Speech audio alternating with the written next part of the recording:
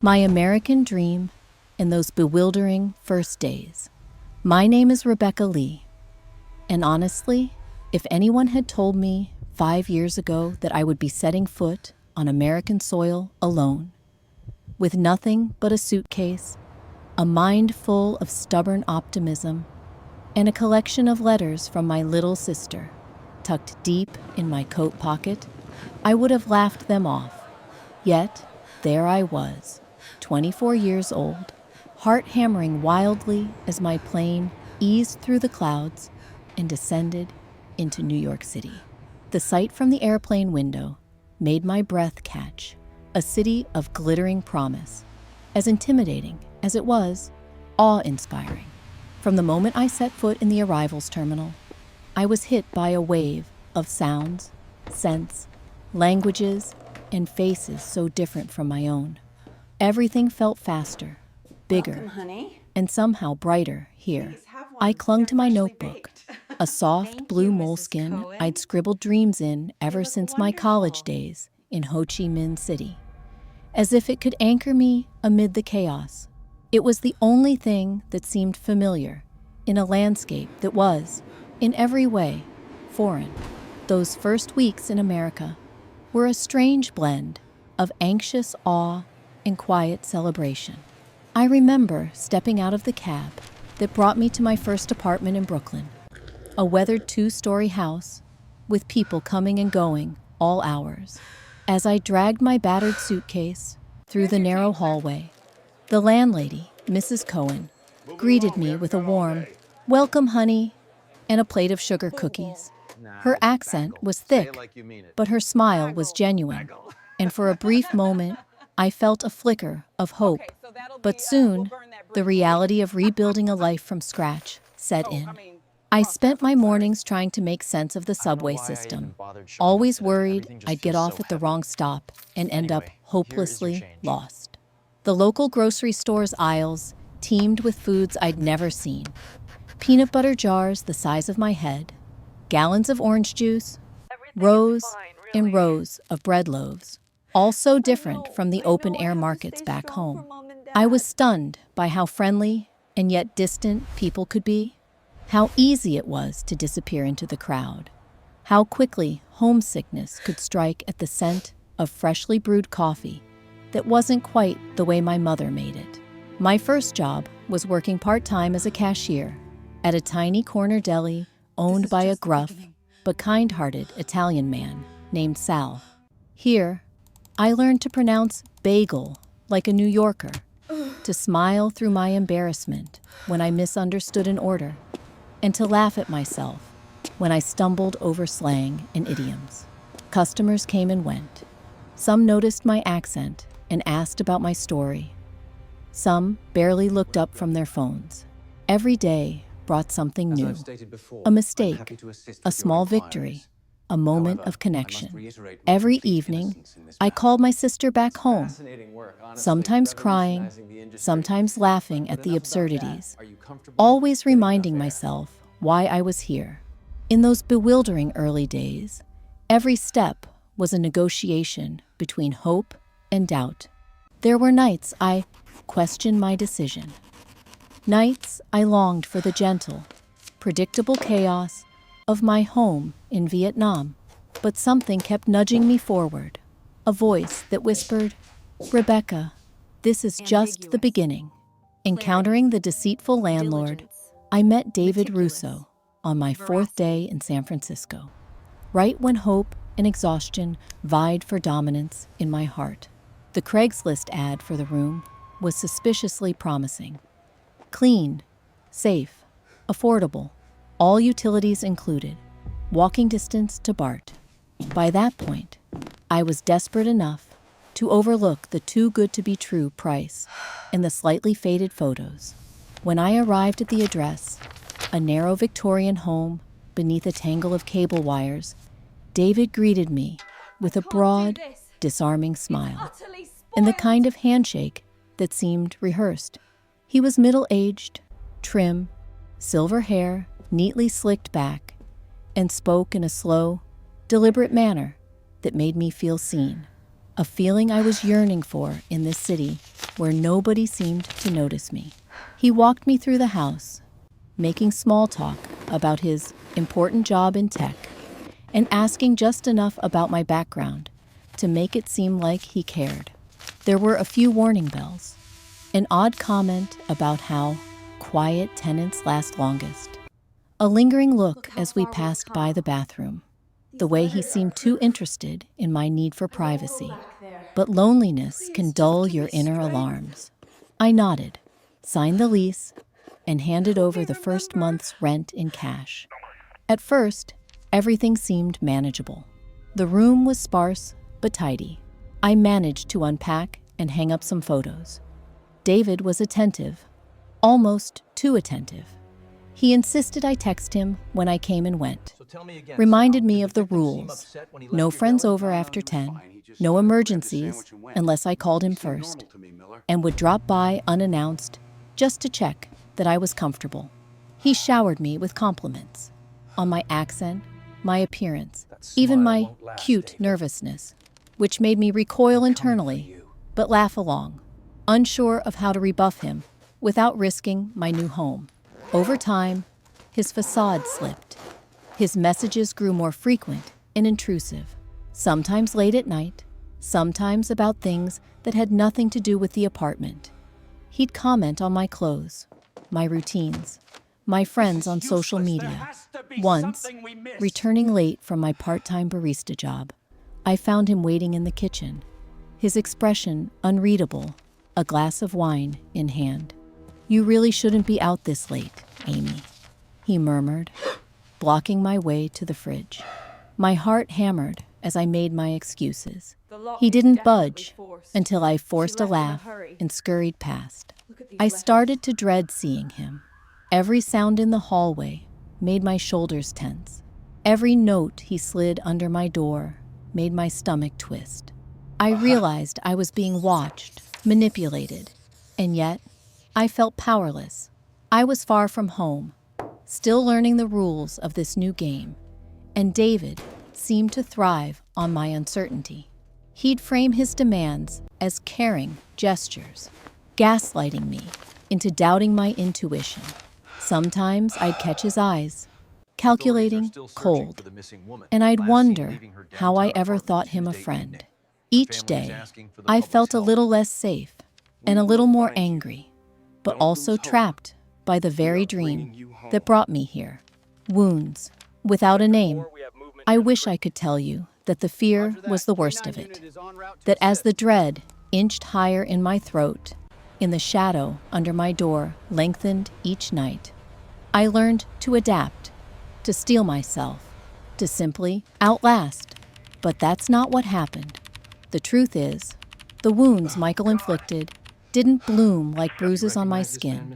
They spread, quietly, beneath the surface, eating holes in places I didn't know I could hurt. In the beginning, I fought to rationalize the unease. Maybe I was overreacting. Maybe the loneliness of the city was making me see ghosts where there were only flaws. I built elaborate justifications every time Michael cornered me in the laundry room or left a note where I couldn't miss it. He cares, I tried to explain to myself in the mirror. He's just awkward, old-fashioned. Americans are friendly. It's not like back home.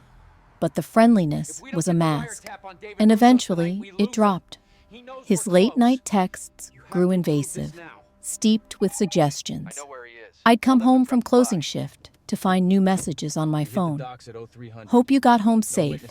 I could offer you company next time." Or, "Saw you walking in with groceries.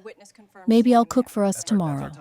Sometimes, he'd reference things he couldn't have known unless he'd been watching. What I wore, what music played in my room, even my phone calls to my sister. I felt hunted, picked over for weaknesses I no longer bothered to hide. Work became my only sanctuary. A cramped cafe with chipped mugs, and a boss who only cared that the espresso was strong and the register balanced. But Michael's presence loomed, even there. He'd show up on my lunch hour, just passing by. He once sat through an entire shift in the corner, eyes never leaving me. I felt myself shrinking, voice growing smaller, laughter rusting at the edges. Sleep slipped away first, replaced with anxious pacing or frantic journaling until sunrise. Then, small things. I stopped wearing anything bright, stopped talking to other tenants, stopped calling home so I wouldn't accidentally let slip how alone I felt. When Michael caught me reading late on a Friday, he asked, "No friends tonight, Jess?" and smiled in a way that made me want to disappear into the wallpaper.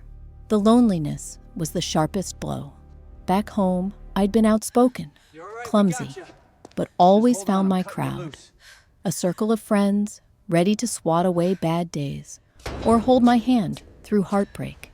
Here, my voice went unused. My jokes dried up in my throat, always suspecting a listener just beyond my bedroom wall. Michael's manipulation made me question my intuition, my worth, my decisions. On good days, I still recognized myself, not the mirror. On bad days, I could have sworn my reflection belonged to a stranger, one who had lost her spark, her stubbornness, her sense of belonging in the world. There were moments when shame stung sharper than anything Michael did. Shame that I'd trusted, shame that I stayed, shame that I let him steal my confidence, inch by inch. Shame, weaponized by my silence and his persistence. I woke with nightmares of being questioned, doubted, humiliated for making a fuss. I wondered if anyone would believe me, or if they'd see just another naive immigrant who should have known better. I tried to talk myself through each new day. I counted victories so small that no one else would notice, making it down the hallway without flinching, saying, "Good morning," to the mail carrier, eating a full breakfast. I scribbled lists in my journal of reasons to keep fighting. Some nights, I simply lay awake and promised myself I'd get out, no matter what it cost. But trauma, I learned, is a quiet erosion. It's not screaming in pain, not hyperventilating on the kitchen floor, though sometimes that happened too. It was boredom, apathy, the steady narrowing of my world, until it consisted of 4 walls, a locked door, and a window framing strangers below. Each time Michael violated a boundary, the universe shrank again. I began to forget streets outside my neighborhood, lost contact with classmates and cafe friends, and let my dreams, once so vivid, grow distant and vague. Worst of all, I started to doubt my reality. Michael's kindnesses, "I left dinner, take some if you want," mingled with threats. If something happened to you, who'd notice? He'd gaslight me with lines like, "You're lucky to have a place. People like you end up on the street, you know." My resolve ebbed each time I tried and failed to push back. Sometimes, anger burned hot enough to scald his memory from my mind. Sometimes, exhaustion caught me in its undertow, and I disappeared for hours or days, surfacing only to get through one more shift, one more sleepless night. In public, no one saw the cracks. In private, I was a collection of splinters, holding myself together through force of habit alone. But even at my lowest, there was a stubborn seed of hope. Hope that I wasn't crazy. Hope that I could reclaim the self I'd left behind somewhere near the Hudson. Hope that somewhere, out there, maybe at my next stop, maybe around the corner, I'd find someone who would see what was happening and remind me that the story of Jessica Walker was not over yet. That hope, fragile as it was, became a foundation, because trauma does its best to convince you you're alone. But sometimes, all it takes is a single voice, calling you back toward the light. Finding light in Charlie. I remember the day I met Charlie Anderson as vividly as any sunrise. Maybe because she barged into my life with the same impossible brightness.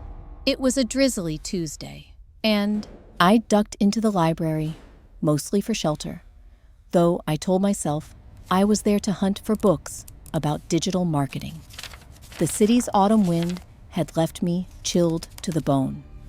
But inside the East Harlem Library, it was warm and faintly musty, rife with the scent of old pages and pencil shavings. Charlie was rearranging the new fiction display, curly red hair tumbling from an oversized bun, glasses sliding down her nose.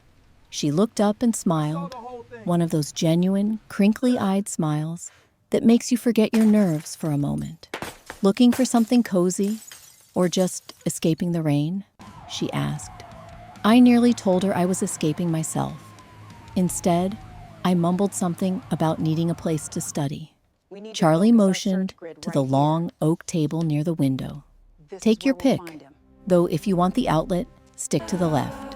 What began as a simple act of kindness blossomed into something unexpected. I showed up again and again, and each time Charlie welcomed me with a cup of tea or a joke about her massive stack of overdue books. She remembered little things, like how I liked my coffee black, or that I always wrapped my hands around my mug when I was anxious. We talked about everything: her childhood in Boston, my love of southern thunderstorms, wild dreams, and embarrassing stories, how New York felt too big or too small, depending on the day. Charlie never pushed for details about my life with Tony, but with her, words spilled easier.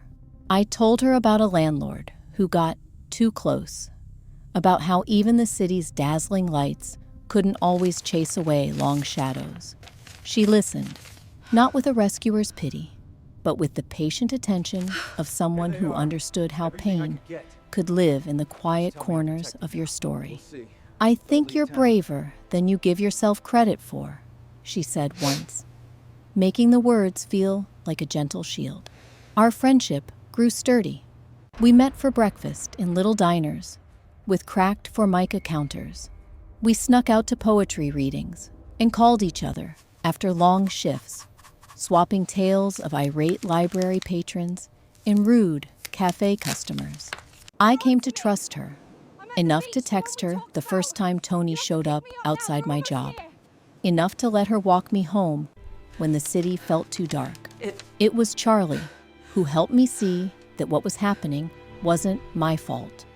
She broke down words like coercion and gaslighting without judgment.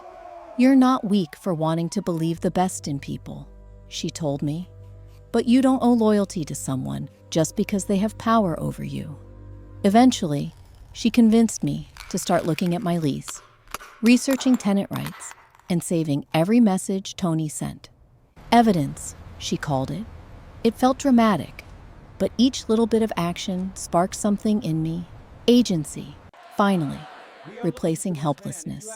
Charlie was the first person to tell me that what I'd been forced to normalize wasn't inevitable. On days hope faltered and I wanted to run, she reminded me of small braveries: applying for a new job, emailing a tenants association, even just waking up and choosing to try again.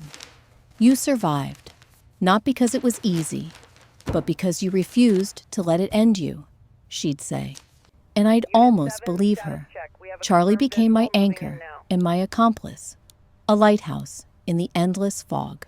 Together, we started to believe safety was something I could claim again, not a luxury for someone bolder or luckier.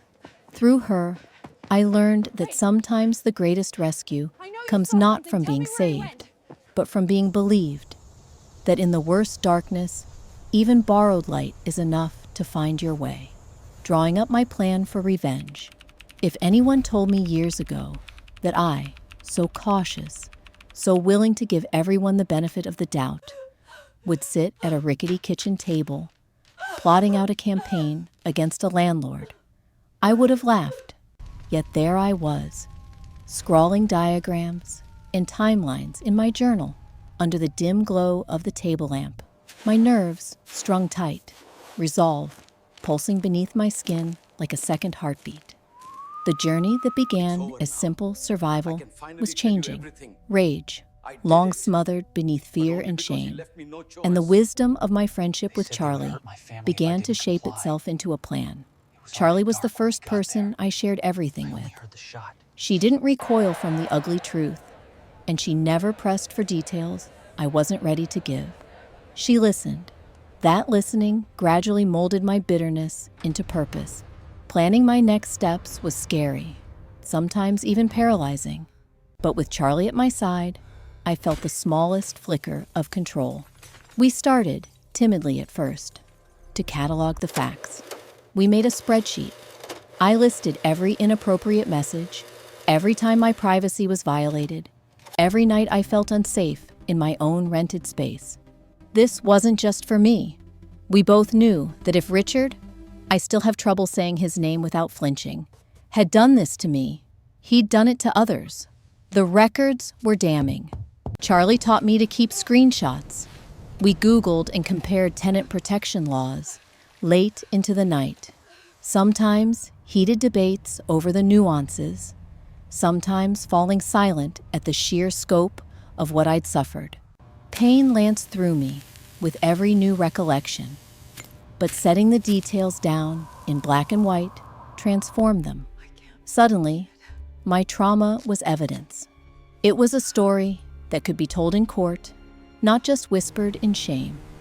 I'd always been the kind of person who apologized when someone else bumped into me, the sort who obeyed every sign, every unspoken rule, afraid to make waves. But as my plan took shape, I found a strange strength flowering inside. Charlie was a conspirator and a cheerleader. She reminded me why I was doing this, not out of vengeance for its own sake, but to reclaim what was stolen from me. My dignity, my security, my belief in my own voice. Each step we took was deliberate but halting. I learned the art of documentation, how to preserve every scrap of evidence in emails and backup drives. Charlie introduced me to online tenant forums, where I saw stories chillingly similar to mine. Some suffered and left quietly. Others fought, organizing and pooling resources. With every post I read, I felt less alone and more compelled to see my fight through. We debated every angle. Should we confront Richard directly or lead with legal action? Were there other tenants who might join us? The investigation grew. Charlie was better at reaching out. Her emails were diplomatic, but somehow disarming, unraveling people's wariness, their hesitation to get involved. Soon, we had voices adding to my own. A graduate student who'd been threatened for late rent, a mother who'd been subject to bizarre, invasive late-night checks. The narrative we pieced together was worse than what I'd endured alone. It became clear that what I'd thought was personal was part of a pattern. Every win mattered. When an old tenant responded to our outreach, my pulse fluttered. When the local legal aid group confirmed that, yes, landlord harassment was a prosecutable offense, I felt the first glow of vindication. I wish I could say the victories erased my fear or the nightmares. They didn't, but the plan was giving me something new. Momentum. The nights I spent dreading Richard's footsteps outside my door slowly gave way to nights where I rehearsed, over and over, how I would tell my story. We practiced together. Charlie pretended to be a lawyer, then a skeptical advisor, then a police officer. We rehearsed until my voice stopped shaking. She taught me how to lie still and slow my breathing when panic threatened to spiral. Every session left me raw, but stronger. The documents, spreadsheets, and screen captures grew. They spread across our kitchen table, a patchwork of my pain, in the proof that Richard's actions weren't just figments of my anxious mind. Occasionally, I'd find myself lost in the details, reliving it all, guilt surging when new evidence triggered uncomfortable memories. Charlie's gentle reminders kept me grounded. You're not the problem, Rebecca. You're the witness. We mapped out the most effective sequence. Report the harassment to the local tenants union, get legal advice, and then file a formal complaint. Each step was terrifying, requiring me to unearth pieces of my private agony and display them for strangers to see. The Tenants Association was a revelation. They didn't promise instant justice or perfect safety, but they listened, maybe even more patiently than I dared hope. "This is common here," one volunteer said with kindness, "and it's not your fault." I felt the first chill of validation. Together, Charlie and I drafted letters to the building management and legal authorities, making sure every fact was clear. Each word I wrote felt like a jab at the suffocating silence I'd worn like a second skin. For the first time, my complaints felt like tools, not burdens, leverage against the unseen hand that had steered my life for too long. We faced setbacks. Other tenants grew nervous. A few backed out when things got serious. Sometimes I'd awaken sweating, convinced Richard somehow knew about our plan and would retaliate. Charlie stayed over on those nights, trading jokes and streaming bad TV to keep the shadows at bay. She never let me wallow in fear too long. At one point, I almost called it off. The emotional cost was so steep. That old urge to avoid conflict nearly bowled me over. But Charlie placed my own words in front of me when I wavered, reminding me this wasn't only for myself. If I wanted peace, I had to buy it with courage. I clung to that thought. Little by little, our plan grew teeth. We meticulously timed our legal complaint, gathering support from neighbors and taking care to keep Richard unaware. We even downloaded apps to record conversations with legal consent and compiled a dossier that, on some nights, looked almost like a detective's folder. My life as a case file. All the while, I tried to keep living, working, being the woman I was before all this. Some days, I failed. Some days, progress was measured in mere survival, an unremarkable walk back to my apartment without fear. Through months of preparation, Charlie's optimism was my ballast. She'd celebrate the little things, a well-worded email, a positive reply from a legal advisor, even my first laugh in weeks. Sometimes she brought over takeout, and we'd animate over pad thai or greasy fries. The possibility that life could be normal. For me, for everyone in that grim building, we'd imagine a future where no young woman had to check a lock twice or stew in shame over abuse that was never hers to bear. Still, the threat Richard posed lingered in my every action. I learned to mask my anxiety in public, but inside, I was a bundle of nerves and stubborn hope. I watched out for signs that he might catch wind of my efforts. Each day of normalcy felt like a risk. Charlie and I developed code words for phone calls in a routine. I would check in by text when I left and arrived home. She'd reply with a photo of something silly. A cat in a tie, the New York skyline blurred by rain. A quote about courage. Those exchanges were our secret defense. The more we practiced, the less alone I felt. As our plans crystallized, I started to loosen the hold of guilt and fear. My fury at Richard became clear-eyed focus. It wasn't about retribution for the sake of it. It was about taking back my own autonomy and breaking the silence that allowed people like him to keep thriving in the shadows. I wanted justice, yes, but I also wanted to believe I could shape my own story's ending. I'd spent too many nights letting someone else dictate what I was worth. There were moments when I doubted everything, my story, my resolve, even Charlie's conviction. But one evening, as we sorted through the last of the evidence, she put her hands over mine and said, "No one ever changed the world by keeping their head down. Maybe I didn't want to change the world, but I wanted to change mine. And that was enough." The support we built wasn't only from other tenants or legal aid. It came from small, stubborn acts of kindness. Our local grocer started setting aside my favorite bread, a gesture born of noticing my ragged nerves. The mailwoman, once distant, began asking how I was. I clung to those minor connections.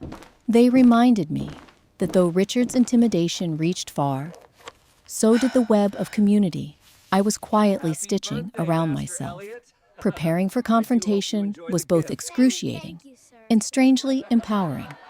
I spent evenings scripting what I'd say if Richard ever cornered me, a practice run for reclaiming my authority.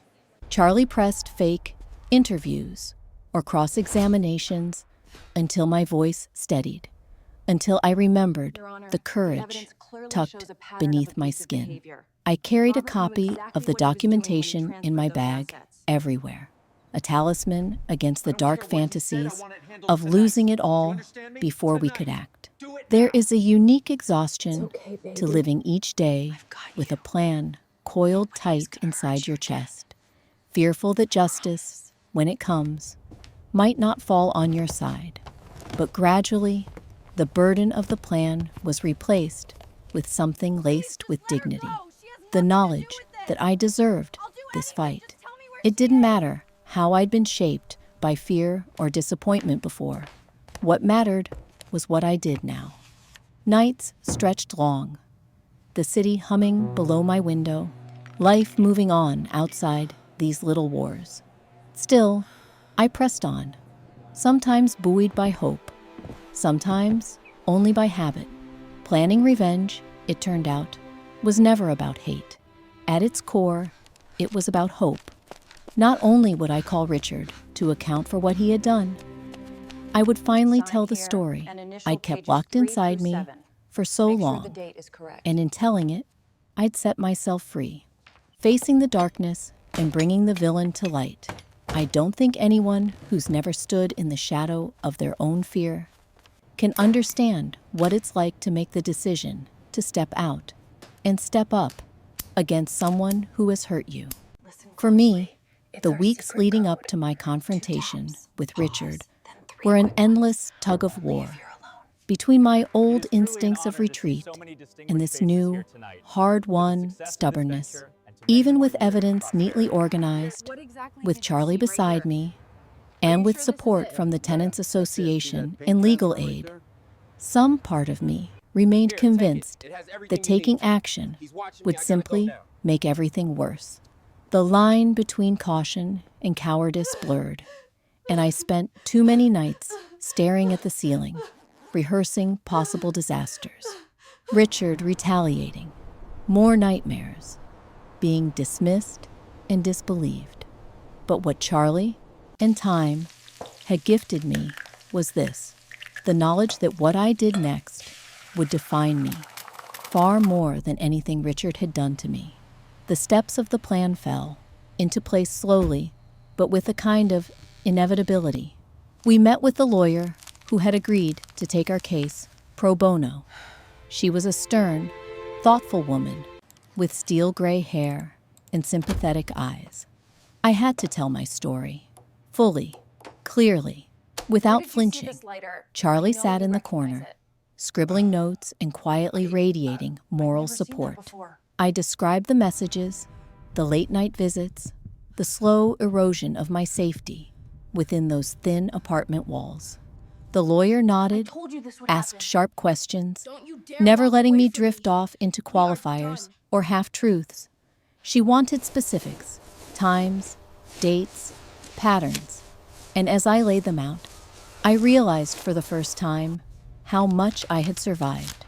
There was a new kind of pain in revisiting all those moments.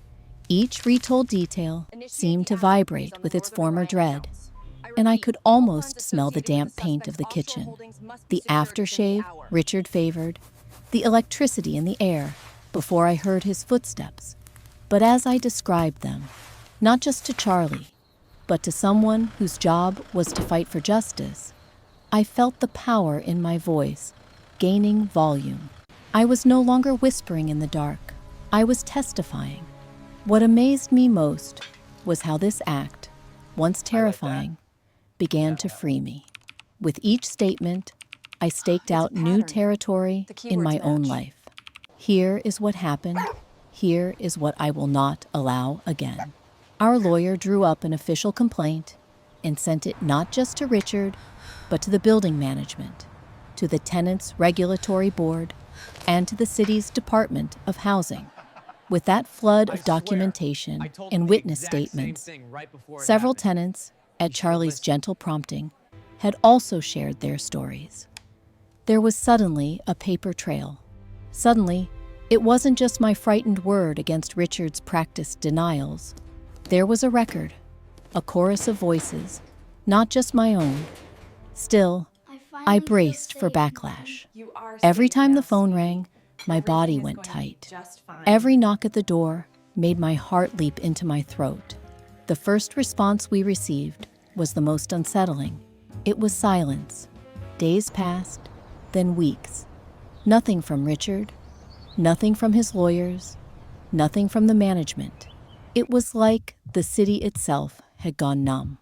I wondered, more than once, if my effort had been pointless, if the world would simply absorb my pain and then move on, unchanged. There was fresh shame in having made myself vulnerable. There is a specific kind of agony in waiting, when every day you carry the weight of having spoken up, but no one responds. But Charlie, ever the anchor, kept me moving. She set up check-ins with the tenants who had joined us. She made sure we met with the association leaders. She reminded me that these processes, slow and glacial, were still moving. And within those groups, I found unexpected pride. I met people who had lived with the same mix of terror and resignation, who now lifted their heads and shared new dreams. We didn't just trade war stories, we became a support network. Our meetings, some in person, some hushed in group chats, became the place I learned to laugh again. I remember the night it all finally shifted.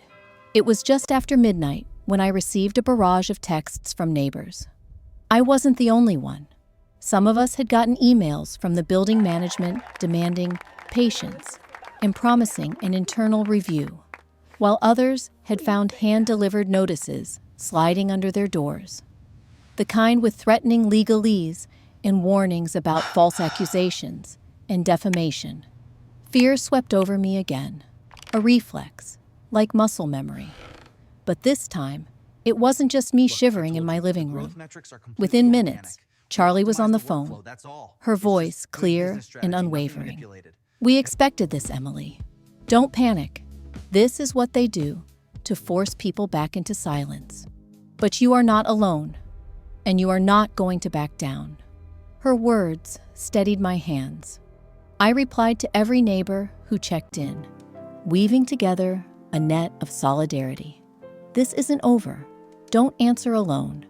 We have each other, and we have legal help. I drafted my own response to management. Careful now, standing tall behind the official complaint. I attached every piece of evidence again. I copied our lawyer. I let my anger show. Not like a wildfire, but like a steady flame. I would not be intimidated. That first volley set off a chain reaction. The Tenants Association pushed back, publicly and formally, demanding that management investigate Richard's conduct, that the review be made transparent, that reprisals against tenants cease immediately. Local journalists, always hungry for stories about housing crises and abuses of power, picked up our cause. Suddenly, there were phone calls from reporters, questions about interviews, requests for statements. At first, I recoiled. I didn't want my pain turned into a headline. But Charlie pressed my hand and said, "This is how you turn one voice into a movement. This is how you make sure he doesn't do it to anyone else." Giving that interview was one of the hardest things I've done. Every instinct screamed at me to keep my head down, avoid the spotlight, go back to the small, invisible life I'd once thought was safety. But I remembered why I'd started. For myself and for the others. The journalist met me at a local cafe, notebook in hand, and for the first time, I heard my story reflected back to me as something that mattered. That first article was respectful, factual, and damning. Richard's abuses were no longer rumors. They were public record. The fallout was at once terrifying and liberating. Richard, once so smug and untouchable, sent a volley of threats through his attorney. He denied everything, threatened lawsuits, tried to discredit our testimonies. But he no longer had the silence of his victims working for him. Others came forward, former tenants, people I had never met, even a staff member who revealed suspicious activity in maintenance records. Our paper trail became a web. Our cause was no longer fringe. Management, forced to take public action, quietly suspended Richard pending the investigation. Suddenly, the space felt lighter. I slept with my door unlocked for the first time since moving in. The air in the building changed. Neighbors met in the hallway, exchanging nods and words of thanks. We weren't just survivors anymore. We were, in some sense, the authors of the future our building deserved. The legal proceedings themselves were a drawn-out battle. Interviews, depositions, endless paperwork, psychological evaluations. Richard's lawyers tried to paint us as hysterical, vengeful, manipulative. But with every document, every timeline, every small but crucial detail, I refused to yield. My hands still shook sometimes, but my voice did not. There were days I wept alone in my room, and nights I called Charlie just to hear someone tell me I was doing the right thing.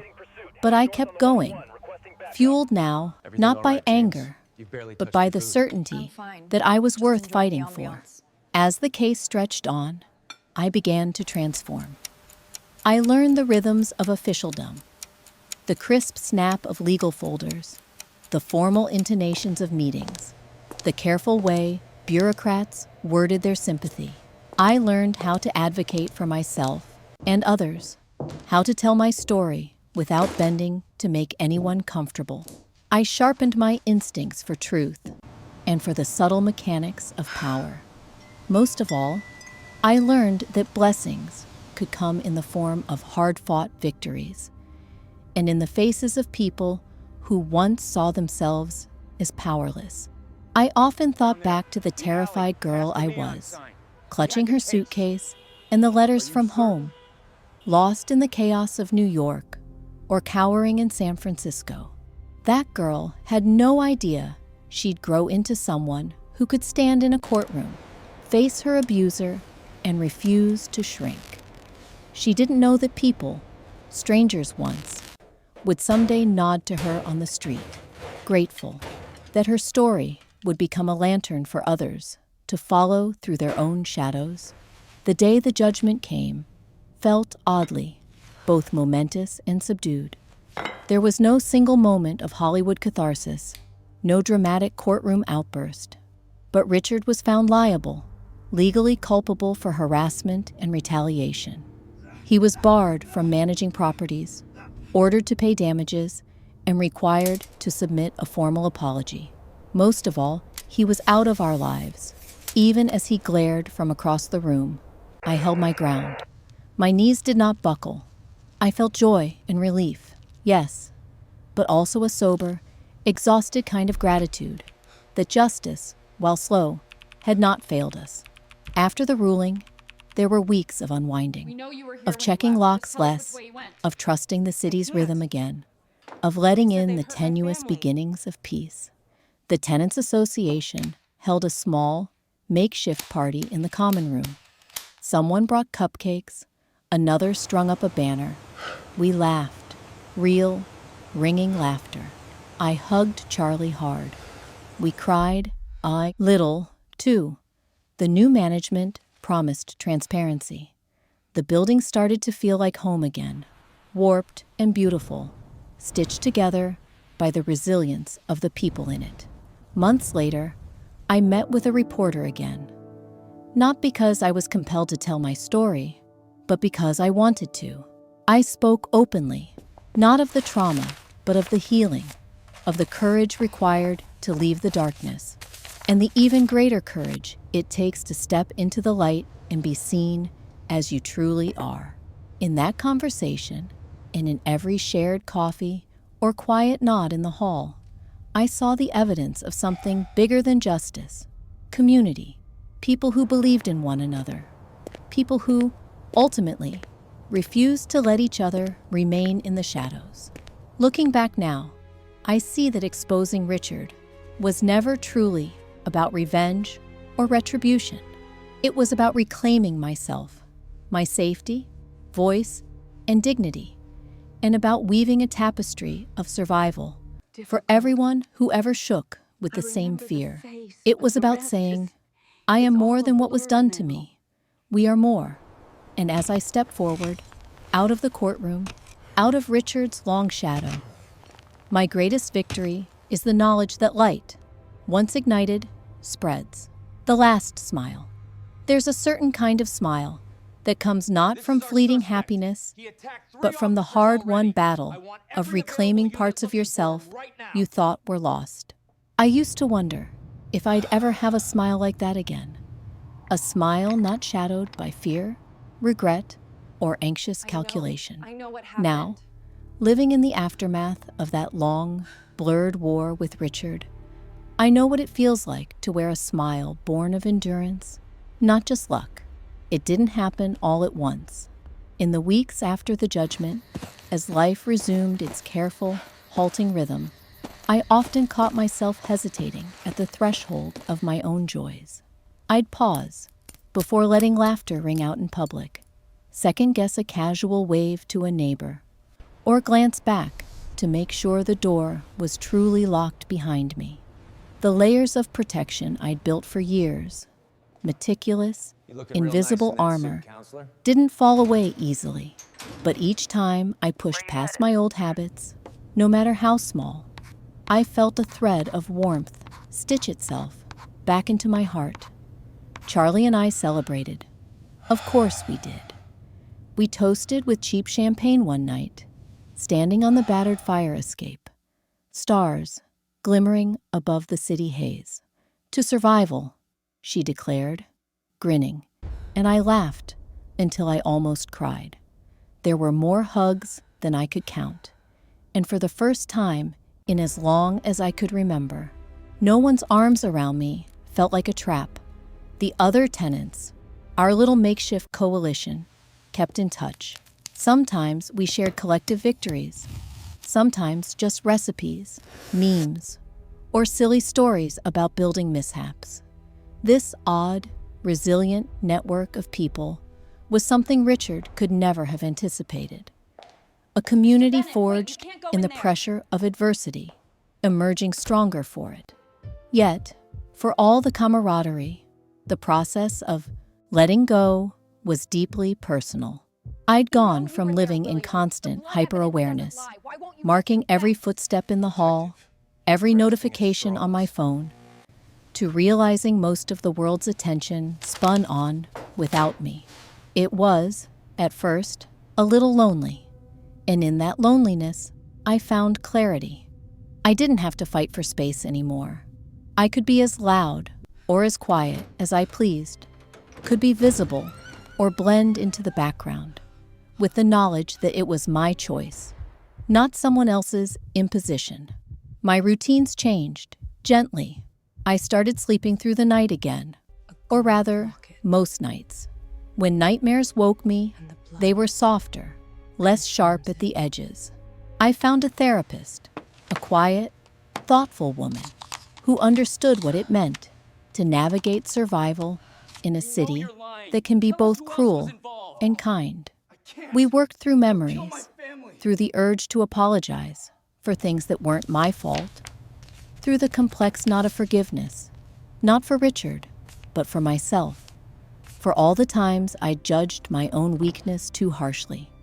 It was a slow reckoning, but it brought with it a new steadiness. As months passed, I allowed myself to try new things. Charlie and I joined a weekend pottery class, where I made lopsided bowls, and laughed louder than I had in years. I went for walks at sunset, watching how the city's golden hour softened the harshest corners. One Saturday, my old friends from back home sent me a care package. Letters, candies, a snapshot of the alley where we used to meet after school. I cried, then laughed, then lettered back with updates brimming with possibility, not apology. At work, people noticed the difference. My boss offered me more hours. Customers asked after me, memorized my coffee order, and shared fragments of their own lives. The city that once felt so cold and fast and suffocating started to reveal its heart. Or maybe, I thought, it was my own heart, thawing enough to recognize warmth when it showed itself. I knew I'd never lose my accent, never fully blend in, but that was no longer something to hide from. I wore it like a badge, a reminder of every place I'd survived, everyone I'd loved, everything I'd still yet to become. The biggest change, I realized, was internal. For years, I'd equated silence with safety, shrinking my world to avoid attention or harm. But standing up to Richard reversed that equation. My voice became a tool of connection and self-respect. I advocated for other tenants, taught newcomers about their rights, spoke openly when I was treated unfairly. At work, in public, even at the DMV. The confidence was new, a little spiky at first, but real.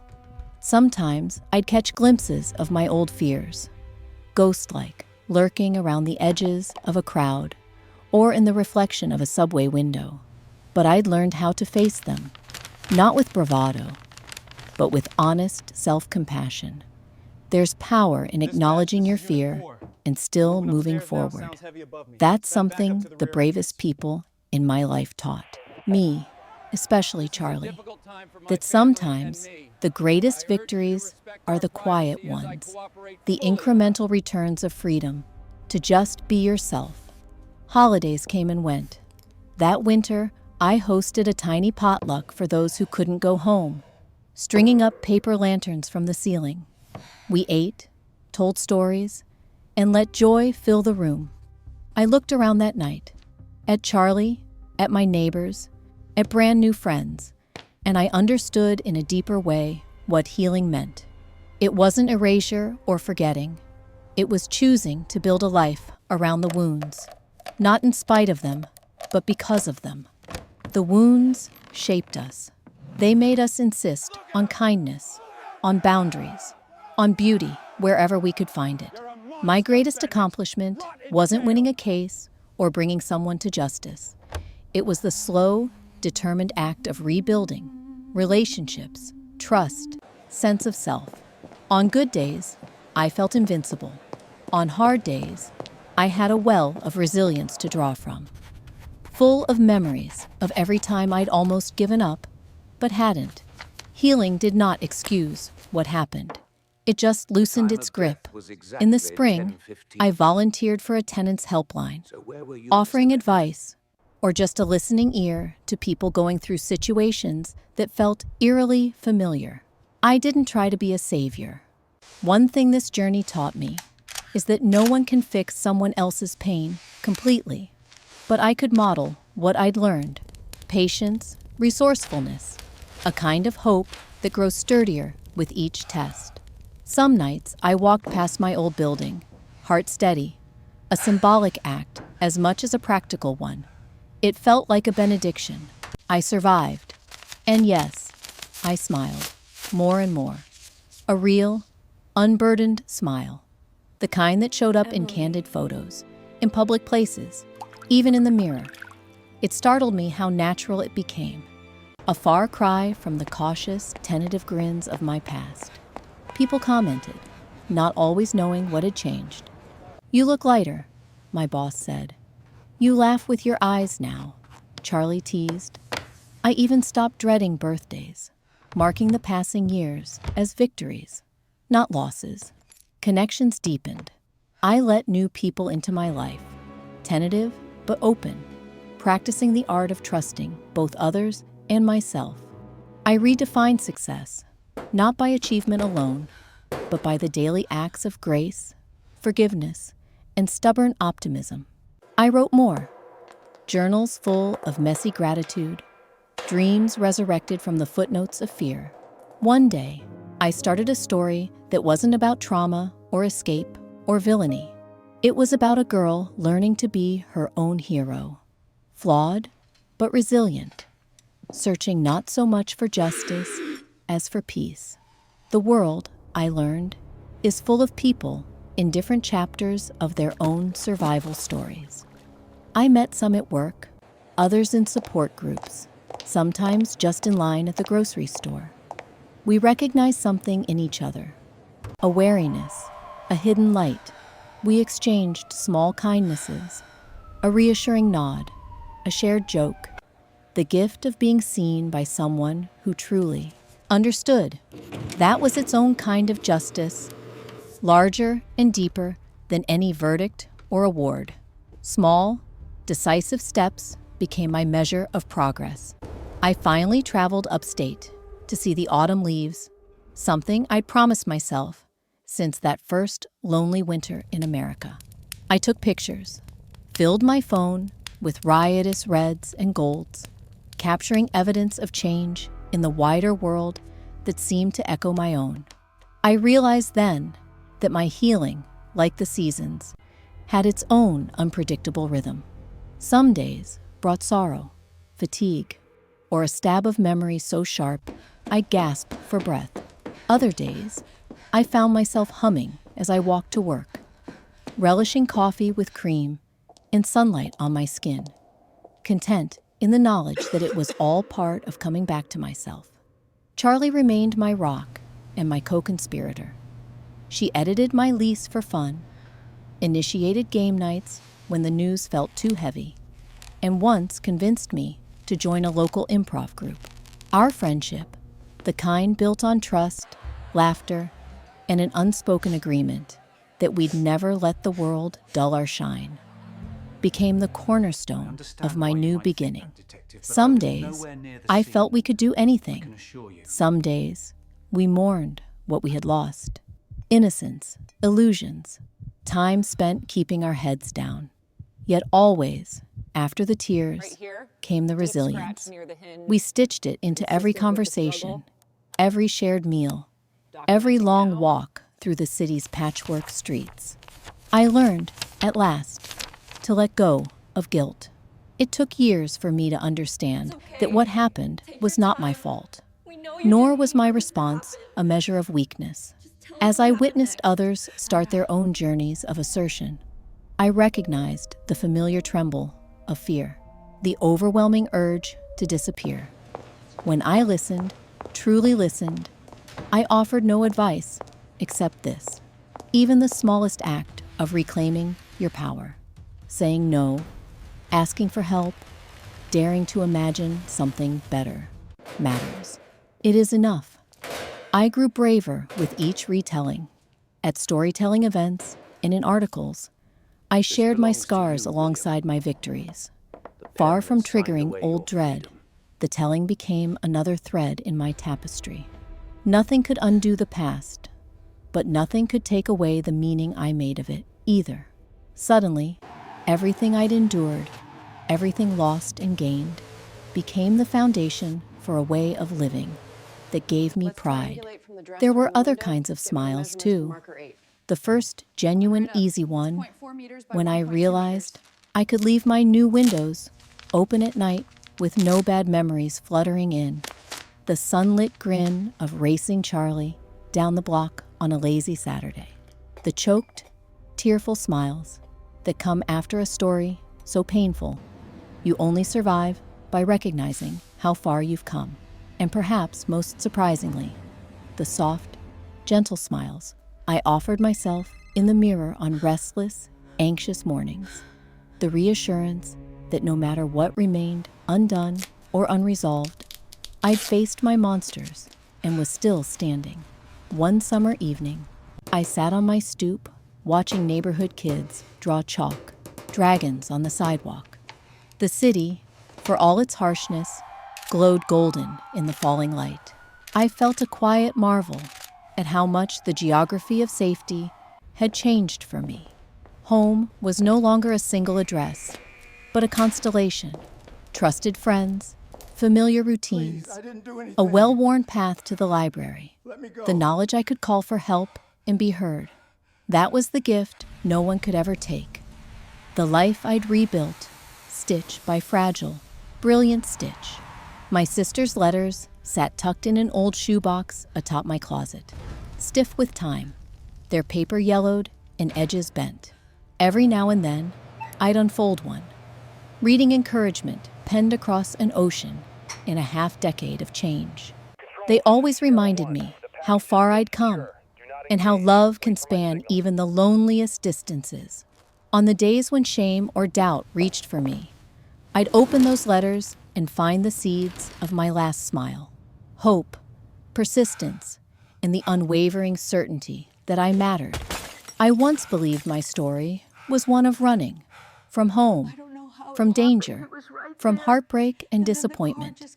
But time, and the wisdom of people like Charlie, and the neighbors who became family, taught me differently. My story was one of arriving, at safety, at selfhood, at a peace I'd feared would never belong to me. That last smile, then, was never really about revenge or victory. It was about release, the exquisite freedom to let go of what hurt, to embrace what healed, and, at last, to be seen, whole and unafraid, just as I am.